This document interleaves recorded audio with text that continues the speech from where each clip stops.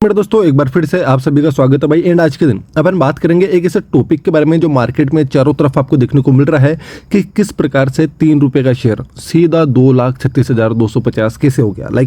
कुछ ही समय के अंदर इतनी प्राइसिंग कैसे बढ़ सकती है। तो इस चीज़ को अपन स्टेप बाय स्टेप समझेंगे और बड़े आराम से इत्मीनान से समझेंगे भाई। तो सबसे पहले आपको बता दो भाई, कंपनी का मार्केट कैप कितना है? 4,725 करोड़ का। ध्यान रखना, इसको लेकर आगे मैं बात करूंगा। देन इसके अलावा कंपनी का बिजनेस सबसे महत्वपूर्ण है भाई, ये क्या करती है अगर ये तो पता हो अपने को।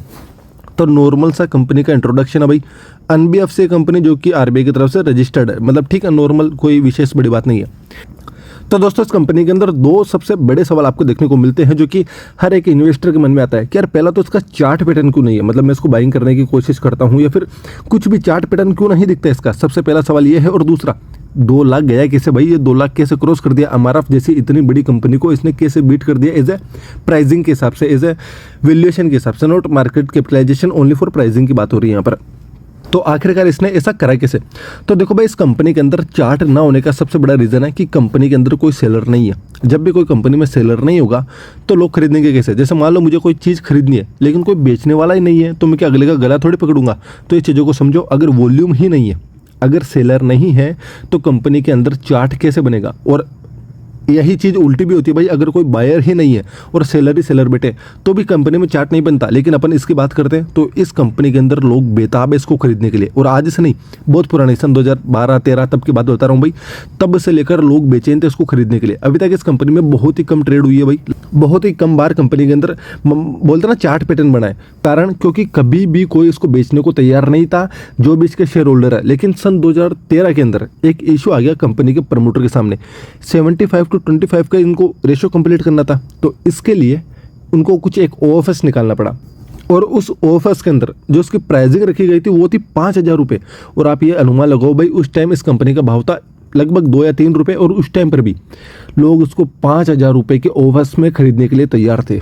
अब यहाँ पर आप ये पूछते हो कि यार लोग इतना बेचैन क्यों थे, मतलब इतना पागल क्यों थे कि 2 या 3 रुपये के शेयर को 5,000 तक खरीदने के लिए ओएफएस में राजी भी हो गए।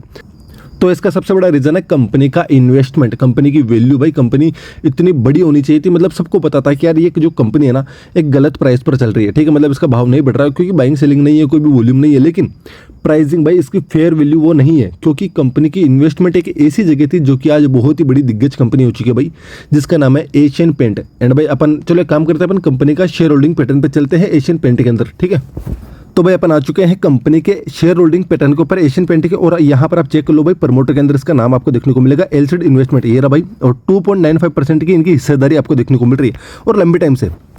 देखिए भैया परसेंटेज में अपन को कम देखने को मिल रहा है, लेकिन 2.95 बहुत ही बड़ा है। मतलब अगर आप बोलते हैं ना नंबर ऑफ शेयर की बात करोगे तो बहुत ही ज़्यादा आपको देखने को मिल जाएंगे। एंड भाई अगर मैं इसकी प्राइस की बात करता हूँ तो आपको पता है एशियन पेंट कितना, लगभग चलो 3,000 रुपये मान के चलते, ठीक है, 3,000 भाई, मतलब कितनी बड़ी कंपनी बन चुकी है और पेंट सेक्टर में दिग्गज कंपनी। और इसके अंदर एक माइक्रो कैप टाइप की, एक स्मॉल कैप टाइप की कंपनी इन्वेस्टमेंट करके बैठी है। तो आप खुद ही अनुमान लगाओ यार इस कंपनी की क्या प्राइसिंग होनी चाहिए।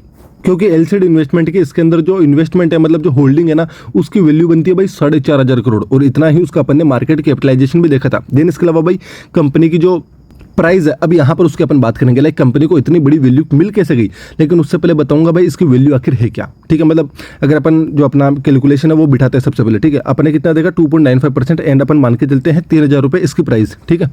तो भाई अपन यहाँ पर कर लेते हैं भाई 3,000 रुपये इसकी अभी एशियन पेंट की अपन प्राइस मान के चलते हैं और 2.95%, ठीक है। ये इसका परसेंटेज हो गया, इसके अंदर अपन डिवाइड बाई 2 एंड मल्टीप्लाई 10,000, ठीक है। तो दोस्तों इसकी वैल्यू अभी निकल रही है 4,42,500 रुपये। और अभी कितना चल रहा है? 2 लाख कुछ, मतलब 2.25 लाख के आसपास ये देखने को मिल रहा है। एंड आप लोग तो ये भी चेक कर सकते हो 2.25 लाख चलने के बावजूद भी इसके अंदर अभी तक कोई सेलर नहीं आया, मतलब अभी भी कोई इसको बेचने को तैयार ही नहीं है भाई। आप एक बार अनुमान तो लगा के देखो कि मार्केट को सबको पता है, जो भी इसके अंदर होल्डिंग लेके बैठे हैं उन सबको पता है इसकी प्राइसिंग बहुत ही ज़्यादा, इसकी वैल्यू बहुत ही ज़्यादा। लेकिन ये अनफेयर वैल्यू थी 3 रुपये, इसलिए सेबी ने डायरेक्ट करा था इसके लिए special price discovery session. And भाई इसके बावजूद भी मार्केट को ये लग रहा है कि इसका जो प्राइस है 2.25 लाख से भी ज़्यादा होनी चाहिए। लगभग कोई बोल रहा है 4 लाख, अपन ने जैसे कैलकुलेशन करा 4.5 लाख अपना बैठ रहा है, किसी का उससे ज़्यादा बैठ रहा है। तो कुल मिलाकर मार्केट के अंदर मतलब जो बोलते हैं ना सेलर कुल मिलाकर है ही नहीं इस कंपनी के अंदर। जो भी बैठे हैं सबको पता है इस कंपनी की वैल्यू बहुत ही ज़्यादा है, क्योंकि यार इसका इन्वेस्टमेंट देखो एशियन पेंट में और भाई प्रमोटर के रूप में। एंड जिसकी इतनी अच्छी खासी होल्डिंग बनी रहती है भाई, उस कंपनी की वैल्यू क्या ही होगी, और कोई क्यों ही बेचना चाहेगा भाई, इसको क्यों बेचना चाहेगा। तो जिनके मन में ये सवाल है कि यार काश मैं 1 महीने या 1 साल पहले खरीद लेता, तो नहीं मिलता। इसकी मतलब ट्रेड ही नहीं थी ना, उस टाइम भी चार्ट पैटर्न नहीं था भाई। ये तो चलो ठीक है, सुर्खियों में आ गया, चारों तरफ नाम देखने को मिल रहा है, लेकिन 6 महीने 8 महीने पहले भी इसका कोई भी प्रकार का चार्ट पैटर्न नहीं था। ये तब से आया ना भाई। कोई हाँ ऐसा बोल सकते हो आप 10 साल 15 साल पहले जब ये कंपनी आई थी एज IPO थ्रू, या फिर बोलते ना उस टाइम जब ये इसका ट्रेडिंग सेशन चालू था, तब अगर किसी ने बाय करा होता तब तो बात अलग थी। लेकिन अभी जो ये रिग्रेट करते हैं लाइक यार मैं 1 साल पहले खरीद लेता तो भी मेरा पैसा बन जाता, नहीं बनता, क्योंकि उस टाइम आप बाय ही नहीं कर पाते भाई इसको, क्योंकि उस टाइम भी कोई सेलर नहीं था। तो अपन बात करेंगे सन 2019 के, ठीक है, सन 2019 के बात करूंगा भाई। उस आर्टिकल के बारे में आप यहाँ पर चेक कर लो, 5 अप्रैल सन 2019। आई होप आप सभी को देखने को मिल रहा होगा।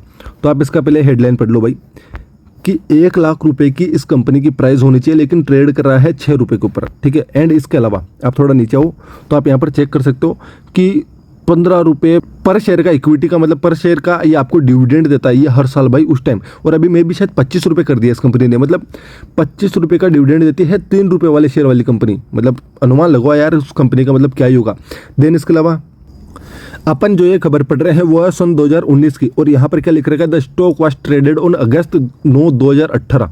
मतलब उस टाइम भी सन 2018 के अंदर कंपनी लास्ट बार ट्रेड करी थी। आप सोचो भाई, कंपनी के अंदर कोई बायर सेलर, मतलब बायर तो दबा के बैठे हैं लेकिन सेलर ही नहीं आता। तो यही मेन रीज़न है कि कंपनी को फेयर वैल्यू मिली इसलिए ऊपर आ चुका है। देन इसके अलावा चार्ट ना मिलने का रीज़न है कि इसके अंदर कोई भी सेलर नहीं है। अब देखते हैं भाई आगे क्या होता है, क्या इसकी प्राइस बढ़ती है नहीं बढ़ती। एंड देखो ये ऐसी खबरें आती जाती रहेगी।